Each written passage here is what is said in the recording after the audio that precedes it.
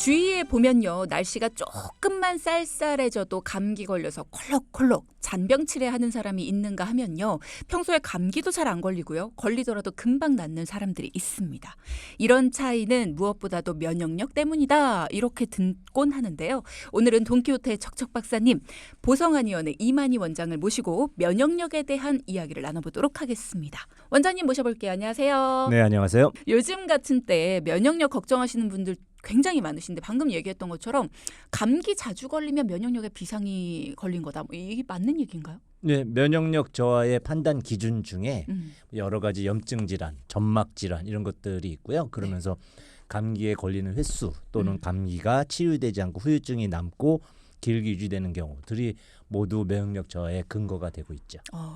그럼 요즘 같은 때 감기에 걸렸다, 그러면 면역력이 안 좋은 겁니까?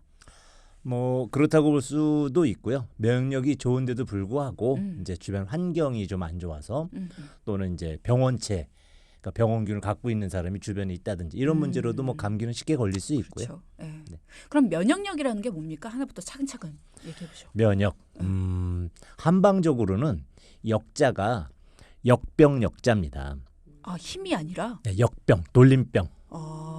네, 그 질병 부에 이렇게 잘 모르시는 글자 환자분들한테 말씀드리기 좀 어렵지만 역병이라는 말은 들어보셨을 거예요. 네. 이제 그게 돌림병이라는 뜻이고요. 그 돌림병이 과거부터도 계속 있어 왔기 때문에 기원 전에도 계속 있어 왔습니다. 그래서 그 역병에 대해서 방어를 하는 능력을 면역이라고 하죠. 그렇구나. 그러면 면역력이라는 거는 우리가 방어하는 그 능력, 힘이라는 뜻이겠네요. 그렇습니다. 그 면역이라는 것이 면역학적인 의미에서 본다면 일종의 항원 항체 반응, 그래서 외부에서 역병뿐만이 아니고 모든 바이러스, 세균, 무슨 곰팡이 아니면 그 장에 자극을 주는 여러 가지 독극물 뭐 이런 것까지 뭐든지 내 몸에 침투하려고 하는 것을 막아내는 그런 능력을 총칭해서 이제 면역이라고 하기 때문에 다양한 분야로 면역을 생각해 볼 수가 있겠죠. 그렇죠. 그럼 면역력이라는 거는 타고나는 건가요? 어때요? 보통 후천 면역, 선천 면역 이런 용어도 사용합니다만 유전자적으로 이렇게 갖고 태어나는 면역력도 있고요. 또는 이제 그 초유 같은 수유를 통해서 획득하는 면역력의 증강도 있겠고요. 그리고 대부분은 이제 저희가 갖고 있는 위장의 소화가 잘 돼요. 뭐 나는 뭐 피부가 튼튼해요. 이런 것들도 사실은 일종의 면역력이 좋다라는 의미로 볼 수가 있겠습니다.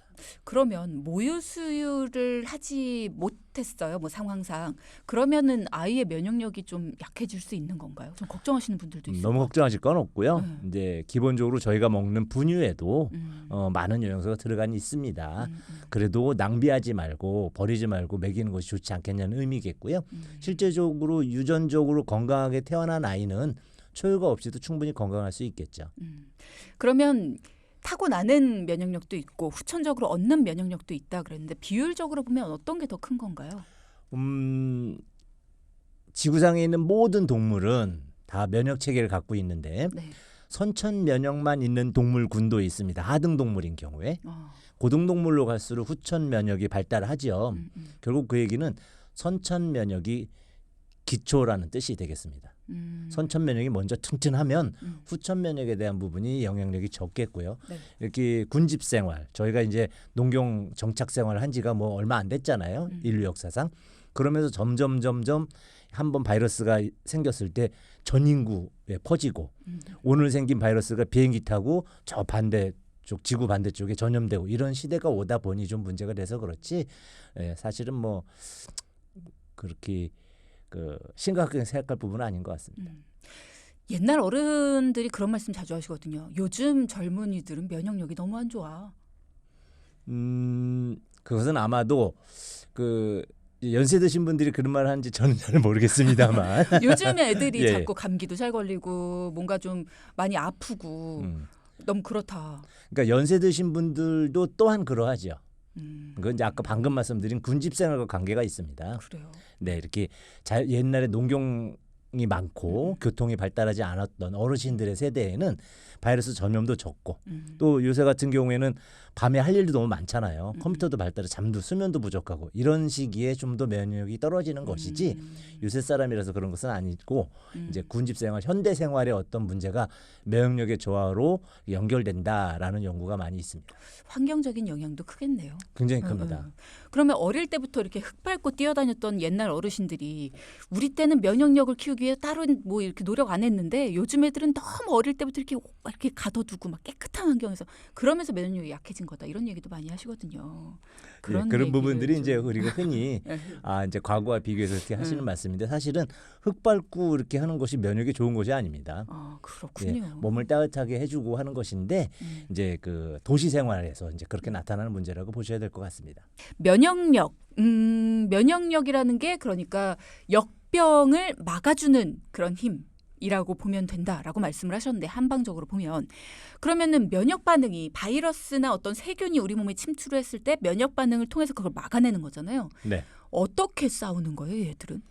굉장히 종류가 다양한데 네. 저희가 요새 코로나 때문에 특히 면역에 관심이 많아졌잖아요. 그죠. 그것이 또 이번 가을 겨울이 되면서 감기 때문에 또 인플루엔자 독감 때문에 이제 걱정을 하시니까 그쪽 영역의 면역 체계로 설명을 드리자면 기본적으로 이제 감기 같은 경우는 그 체내에서 1, 2주일 정도 지나면 다 사라지거든요. 근데 잠복기를 거치는 코로나나 독감 같은 것들이 있잖아요. 잠복기를 거친다는 의미는 뭐냐면 새로 들어온 그 바이러스에 저항해서 싸우기 위해서 내 몸에서 걔랑 싸울 병력을 만들어야 돼요. 그것이 이제 항원항체 반응에 의해서 이제 항체를 형성하고 B셀이라든지 이런 면역 관련 세포들을 대규모로 양성한 다음에 10만 대군을 만들어서 이제 전쟁을 치르는 예비 기간이 뭐 3일, 5일, 7일 이런 식으로 있는 거죠. 이제 그런 질환들에 싸우기 위해서 내 몸이 반응하는 체계가 면역 체계다. 그래서 그 외부에서 침입한 그 코로나인지 인플루엔자인지에 따라 이쪽 군인들이 다르게 생성됩니다. 그래서 우리가 독감 예방 접종을 맞았다고 해서 감기 안 걸리는 게 아니라고 하잖아요. 그런 것들도 뭐냐면 그 면역은 내가 상대한 적군에만 특화되는 거예요. 다른 적군이 들어오면 막아줄 것 같지만 전혀 못 막습니다. 그런 식으로 면역은 항원, 항체, 항원이란 외부에서 내 몸을 해하기 위해서 들어온 어떤 물질을 내 몸의 백혈구들이나 기타 이런 것들이 잘 반응을 해서 반응을 억제시키고 이제 증식을 억제하는 그런 것 그리고 군인을 만들어서 전쟁을 일으키고 승리하는 것 이런 체계를 이제 그 만들어가는 것이 면역 체계죠. 그럼 원장님 말씀하신 그 3, 4일의 잠복기 동안에 군대를 양성하고 3, 4일이 지난 후에 이제 전쟁이 일어나는 과정이 내가 이제 끙끙 앓는. 그렇죠. 열도 나고 면역 반응이라고 해서 홍종열통으로 정의가 되는데 빨개지고 붓고 열나고 아프고 이 네 가지 반응이 그 백혈구들을 불러 모으고 내 우방군을 막 끌어모으기 위해서 그 감염된 부위에 일어나는 내 몸의 이제 방어 어떤 현상인 거죠. 그러면 우리 군대가 세면 셀수록 좋은 거 아닙니까? 근데 면역력이 강하면 강할수록 좋다 이 말은 틀린 거라고 들었는데. 면역 과잉이라는 말을 이제 하게 되거든요. 네. 조그만 군인이 이제 별거 아닌 애가 들어왔는데 온몸이 난리가 나는 겁니다. 예를 들어서 뭐 좀 비유적으로 설명을 한다면 간첩선이 넘어왔다면 구축함이 가가지고 어떻게 하고 이렇게 할 수 있겠죠. 그런데 그 물개가 이렇게 해안가에 들어왔는데 구축함이 와가지고 저거 레이더에서 저거 적군 아니야 그러고 하면은 과잉 반응한 거잖아요. 과잉 반응하면 몸 안에 에너지를 너무 많이 사용합니다. 그래서 지치죠. 우리가 감기 몸살 앓고 나고 백신 맞고 나면은 기운이 하나도 없잖아요. 에너지 소모가 너무 크기 때문에 면역이 너무 과잉돼 있다는 것은 과도한 에너지 손실을 이제 의미하기 때문에 적정한 것이 좋은 것이죠. 그렇군요. 그러면 면역이라는 것도 적정해야 되겠네요. 그러니까 좋다 나쁘다의 기준이 아니라 어느 정도 적정선을 유지하는 것이 가장 좋은 거겠네요. 좀 정확한 표현을 하자면 면역력이 떨어졌다, 떨어지지 않았다가 좋은 것이죠. 떨어지지 않은 상태로 계속 유지하고 면역이 과잉하지도 않다. 또 면역의 IQ가 좋다라는 또 말도 있습니다. 면역의 IQ요? 예, 자가 면역 질환이라고 들어보셨죠? 네. 그것은 뭐냐면 우리나라 구축함이 우리나라 어선을 공격하는 거예요. 어? 그러면 안 되죠. 안 되죠. 적군인 줄 알고. 큰일 나죠. 머리가 나쁜 거잖아요. 그럼요. 그게 면역의 IQ가 떨어졌다. 그래서 이제 자가 면역 질환들을 의미하는데 뭐 류마티스라든지 여러 가지 아토피라든지 건선이라든지 이런 증상들이 이제 유발되죠. 그렇군요. 굉장히 이해가 잘 됩니다. 우리나라 네. 우리나라 함선이 우리나라 어선을 공격하는 경우. 지금 질문들도 많이 주고 계시는데요. 면역력이 떨어져서 한 달째 치료 중입니다. 좀 괜찮아지는 듯한데요. 태반 면역 치료, 뭐 두통이나 온몸 통증, 잇몸 많이 헐고 그래서 지금 원장님 권유로 받고 있는데 지금은 좀 괜찮아진 듯합니다. 얼마나 계속 해야 될까요? 아니면 간헐적으로 해도 괜찮을까요? 라는 질문을 주셨네요. 수치적으로 이렇게 하는 방법이 현재 있지 않고요.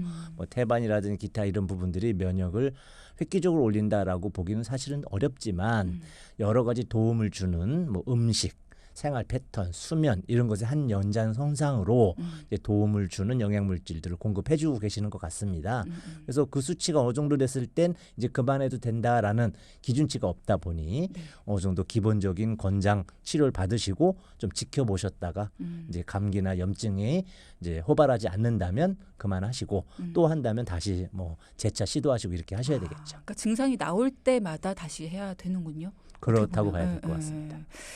면역력이 좋은 경우가 이런 걸까요? 감기에 걸렸을 때 약이나 주사를 맞고 나면 금방 회복하는 거 이런 것도 면역력이 좋다는 거겠죠? 그렇습니다. 결국은 이제 면역이 가장 우리가 얘기를 많이 하는 부분은 백혈구거든요. 백혈구가 외부에서 바이러스나 상대 적군이 들어오면 순식간에 2의 10승배로 분할을 한다고 합니다. 한 개의 백혈구가 1024개가 되는 거죠. 와. 그런 식으로 분할가 돼서 또 바이러스도 엄청나게 증식하잖아요. 그렇죠. 들어와서 평소에는 혼자는 아무 증식도 못하다가 숙주가 있으면 내 몸의 세포들을 발견하면 먹을 게 산더미처럼 쌓이니까 막 이제 알을 까는 거죠. 걔네들도 그렇게 많이 분할을 합니다. 그랬을 때 이번 코로나 그 19가 그런 스타일의 이제 바이러스인데 그랬을 때 백혈구가 충분하게 번식을 한다면 다 잡아먹겠죠.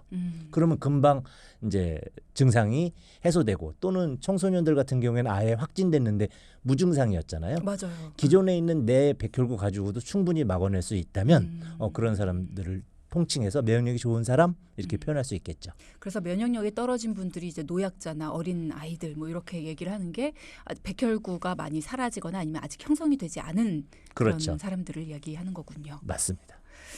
그렇군요. 면역력이나 기타 건강에 좋다고 해서 분말 형태의 고용량 비타민 C를 먹고 있습니다. 복용량이랑 효과가 상관관계가 있을까요? 라는 질문도 주셨네요. 좀 애매한 부분의 질문입니다만 왜냐하면 비타민 C가 면역력 향상에 도움이 된다 안 된다에 대한 부분은 확정적이지 않습니다.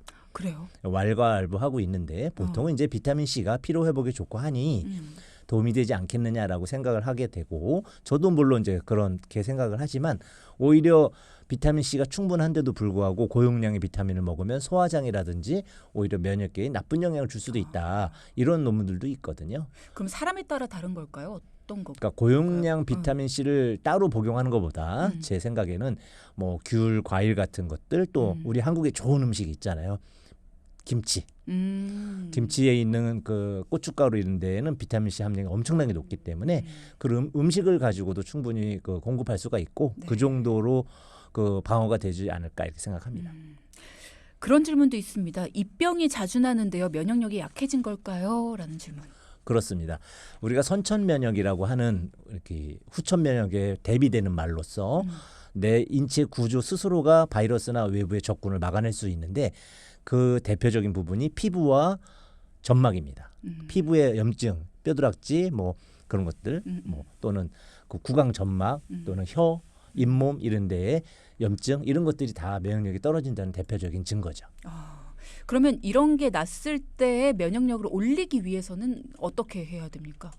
여러 가지가 있지만 가장 중요한 것은 이제 충분한 영양, 균형 잡힌 충분한 영양 그리고 수분 공급. 네, 바이러스나 이런 것들 감기 같은 거는 이제 건조할 때 많이 생기기 때문에 수분 공급 필요하고 또 수면 상태에서 면역력 증가가 이루어지기 때문에 이제 세포 제거를 위해서 꼭 필요하고요. 잠 잘 자는 게 되게 중요하네요. 맞습니다. 거기다가 비만도 영향을 많이 주거든요. 그래서 다이어트 또 고강도 말고 저강도, 중강도 정도의 지속적인 운동 그런 것들 또 이제 밤에 겨울에는 따뜻하게 실내 또는 외부에서 활동을 할 때 두툼하게 입고 이런 것들도 또한 면역력을 증강하는 도움을 주죠. 그러면 내가 지금 뭔가 몸이 안 좋을 때, 그러니까 면역력에 이상이 생겨서 몸이 안 좋은 거다를 알 수 있는 어떤 증상들이 있습니까? 이렇게 입병 나는 것처럼. 네, 그렇습니다. 그러니까 점막은요. 그 점막 안에 마스트셀 무슨 비만 세포 이렇게 해가지고 그 외부에서 들어오는 그 바이러스, 세균, 곰팡이균 이런 것을 대응하기 위한 세포가 점막에 아주 질비하게 있습니다. 일종의 우리 군 철책성 같은 그런 역할이 점막이거든요. 자꾸 군대로 왜냐하면 적군이기 때문에 네. 면역학에서는 아주 비유적으로 도움이 많이 되죠. 그랬을 때 그 부위에 염증이 많이 생긴다면 가장 1번 신호입니다. 점막 다음으로는 피부겠죠. 그런 것들이 내장에도 나타납니다. 그래서 저희가 실제로 위장이라든지 소장, 대장은 사실은 세포 외잖아요. 그렇죠. 그 부위에 장에 용종이 생기거나 장에 출혈이 생기거나 아니면 점막에 변성이 생기거나 충혈되는 이런 모든 부분도 사실은 면역력의 저하와 관계가 있죠. 그럼 요즘 들어서 내가 소화가 좀 잘 안 된다, 자꾸 위가 쓰리고 아프다 이런 것도 면역력 저하와 연관이 있을 수도 있겠네요. 그렇습니다. 단순히 이제 음식에 의한 것 또는 뭐 장생피 화상, 위축성 위염 같이 위암으로 전이되는 아주 큰 질환들도 있겠지만 단순히 스트레스, 교감신경 흥분 이런 것으로 인한 일시적 소화 장애도 결국은 면역력 저하로 연결이 되거든요. 그러면 이 면역이라는 게 이 면역 세포가 잘 활동을 할 땐 괜찮은데 면역 세포가 좀 부족해져요. 그럼 면역력이 저하가 되는 거고, 면역 세포가 너무 많아져요. 그럼 면역 과잉이 되는 거고, 그리고 면역 세포가 IQ가 떨어져요. 그러면 공격하지 않아야 되는 애들을 공격을 하게 되는 거잖아요. 그러면 이 증상들이 구분이 스스로가 될까요? 이게 면역 과잉인 건지, 면역의 IQ가 떨어진 건지, 면역 저하인 건지. 잘 안 되지만 네. 질환적으로는 감기라든지 여러 가지 바이러스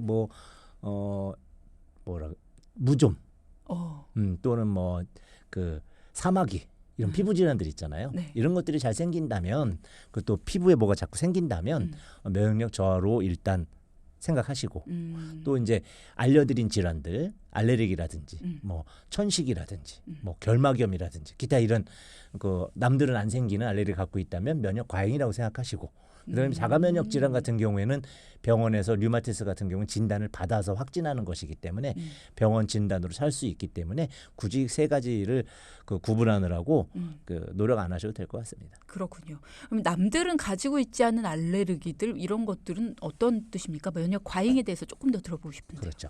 그러니까 면역이라는 것은 단세포 생물 있잖아요. 우리가 진화를 하잖아요. 단세포가 2개의 세포가 되잖아요. 네. 그때부터 생기는 겁니다. 즉 2개의 이제 세포가 갈라질 수 있는 누가 이걸 찢어 놓으려고 해. 그럼 그걸 막아야 되잖아요. 그렇죠. 그때부터 면역계가 진화론적으로 생성이 되는 겁니다.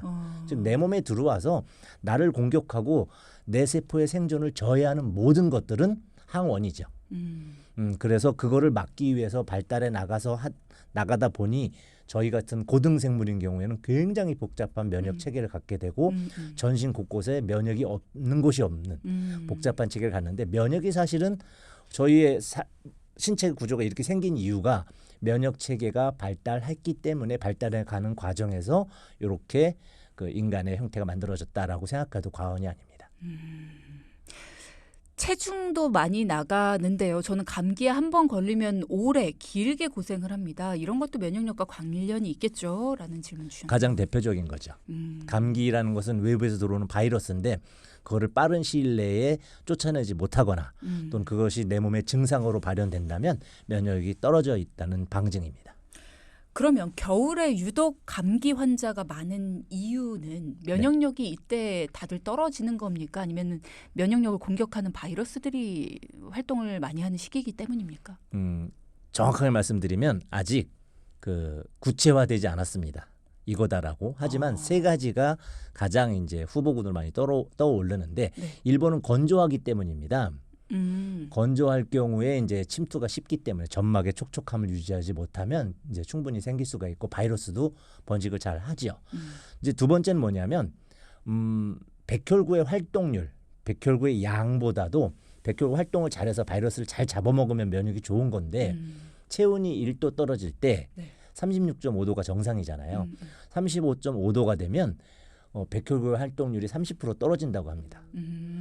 그리고 체온이 35도가 되면 네. 암이 가장 증식을 빨리 하는 온도라고 합니다. 네, 그런 식으로 체온, 심부, 기초 체온을 얘기하죠. 아침에 눈 뜨자마자 딱 쟀을 때가 기초 체온이잖아요.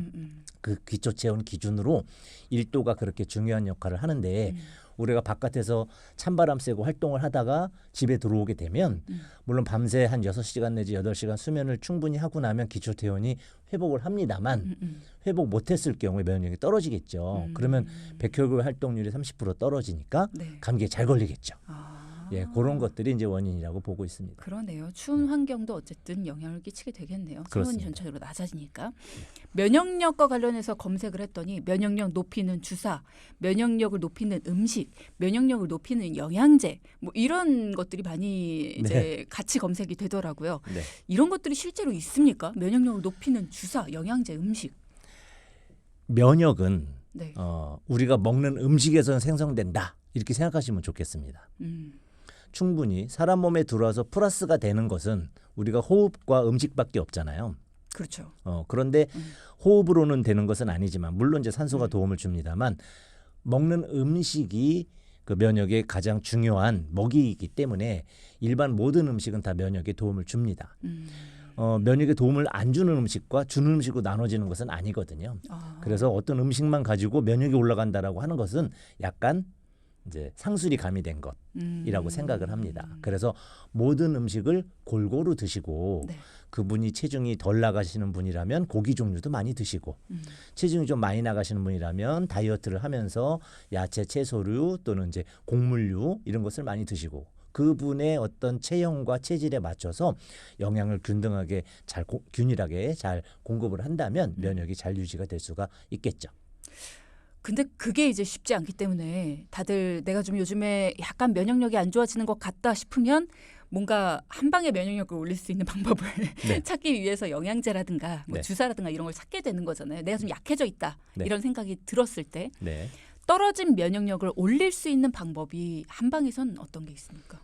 이제 한방에서는 이제 그 코로나 같은 바이러스류를 이제 또는 인플루엔자 이런 것들을 상한론이라는 책에서 네. 오래된 책입니다만 지금도 그 처방을 많이 사용합니다.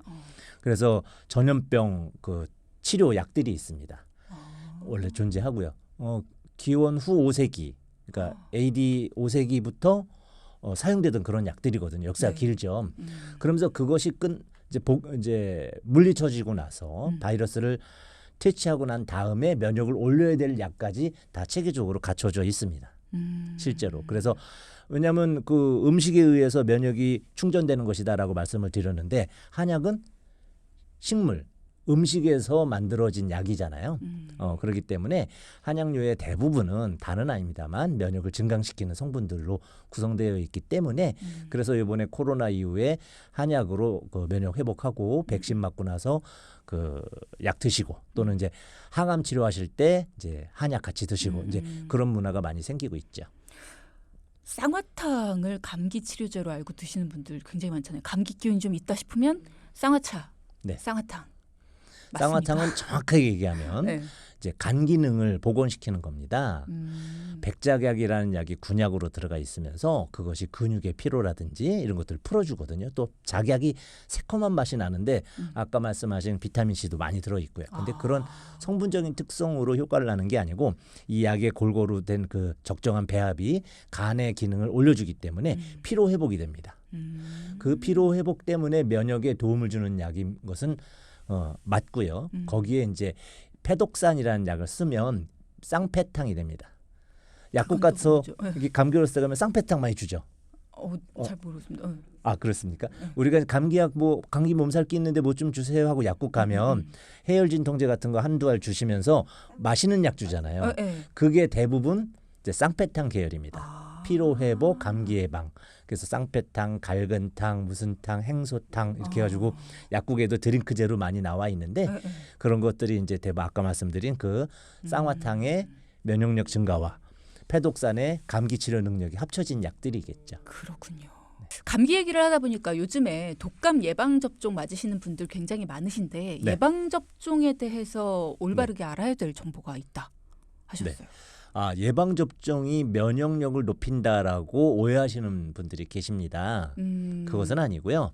또 독감 예방 접종을 하면 감기 예방이 된다라고 또 오해하시거든요. 그렇지 않습니다. 그렇지 않나요? 독감 예방 접종을 맞으면 감기가 아닌 독감을 예방하는 독감, 거군요. 인플루엔자는 한 5종 정도 구분이 되는데 혹자 7개로 나누긴 하지만 그중에 3가지가 사람에게 감염될 수 있습니다. 우리가 조류 독감, 조류 인플루엔자 뭐 이런 얘기 들어보셨잖아요. 그런 A형, B형, C형이 있는데 B형, C형이 주로 이제 사람에게 침투를 하는데 들어왔을 때 몸에 굉장히 큰 폐해를 유발하고 사망률도 어느 정도 나오는 질환이기 때문에 맞아주는 게 좋지만 그 항체를 만드는 과정 중에 면역력이 확 떨어집니다.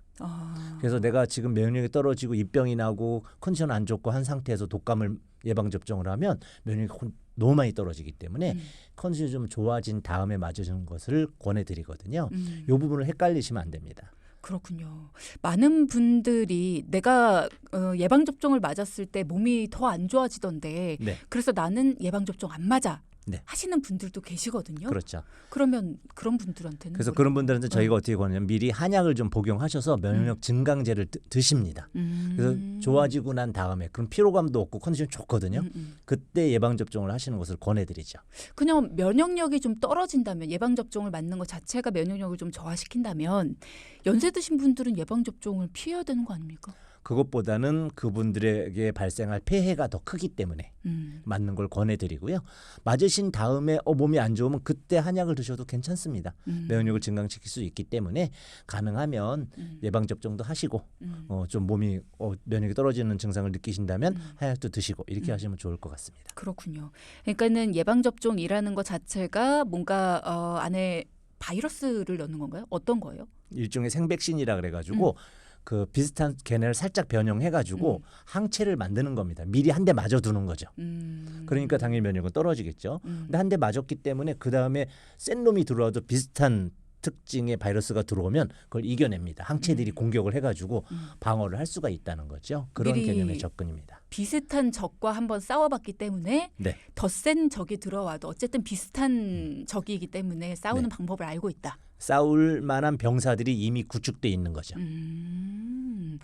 그래서 연세가 많으시거나 아니면 나이가 어린 친구들 같은 경우, 유아들 같은 경우에는 이렇게 예방접종을 통해서 미리 적을 알아두는 것이 필요하다. 단 예방접종을 맞아 놓으면은 맞고 나서 얼마 동안은 면역력이 조금 저하가 되기 때문에 그 떨어진 면역력을 조금 보강시켜주는 방법은 필요하다. 그렇죠. 라는 말씀을 해주셨습니다.